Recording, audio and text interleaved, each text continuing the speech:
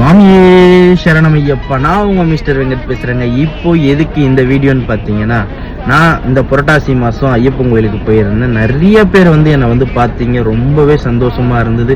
அது இல்லாமல் சமீபத்தில் இந்த பம்பாவோட அவேர்னஸ் ஒரு வீடியோ ஒன்று போட்டிருந்தேன். நிறைய பேர் கமெண்ட்ல சாமி கரெக்டாக சொன்னீங்க, நல்லது சொன்னீங்க அப்படின்ட்டு நிறைய பேர் நல்ல கமெண்ட் போட்டிருக்கீங்க. எனக்கு ரொம்ப சந்தோஷமா இருக்கு.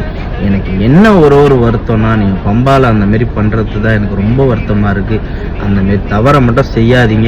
யாரோ ஒருத்தவங்க சொல்றாங்க, நீங்க குளிச்சிங்கன்னா பாவம் போயிடும், அது போயிடும்னு சொல்றாங்க, அதனால நான் துண்டை விட்ட சாமி, நான் அதனால சோப் போட்டு குளிச்சேன் சாமி, இந்த ரீசன் எல்லாம் விட்டுட்டு ஐயனை நினைச்சு ஒரு 3 முகி எழுந்தாலே எல்லா பாவமும் போயிடும். அங்க போய் துணியை விடுறதோ, இந்த சோப்பு பிளாஸ்டிக் இந்த மாரி போடுறதெல்லாம் மிகப்பெரிய தவறு. அதை மட்டும் தயவு செஞ்சு செய்யாதீங்க செய்யாதீங்க செய்யாதீங்க. எனக்கு ரொம்பவே வருத்தமா இருக்கு. முதல்ல மாலை போட்டா சோப் போட்டு குளிக்கவே கூடாது. ஆனா நீங்க எதுக்கு அந்த சோப்பு போட்டு ஷாம்பு போட்டு குளிக்கிறீங்கன்னு எனக்கு தெரியவே இல்லை. ஐயனை நினைச்சு சத்தியமா சொல்றேன், நீங்க நல்லபடியா குளிச்சு எழுந்து போய் சாமியை பார்த்தாலே போதும். இதெல்லாம் நீங்க யூஸ் பண்ணாதீங்க, யூஸ் பண்ணவும் கூடாது.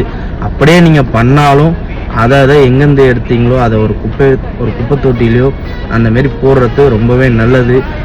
எவன் ஒருத்தவன் தான் வீட்டை சுத்தமாக வச்சிருக்கானோ அவன் போகிற இடத்தையும் சுத்தமாக வச்சிருப்பான். தான் வீட்டை சுத்தமாக வச்சில்லாதவன் அவன் எங்கே போனாலுமே சுத்தமாக இருக்க மாட்டான். இதுதான் உண்மை. ஐயனை முழுமையாக நம்புங்க, எல்லா பாவமும் அடுத்த நொடியில் போயிடும்.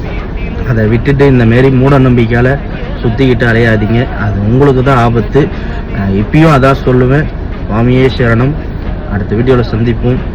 சுவாமி சரணம்.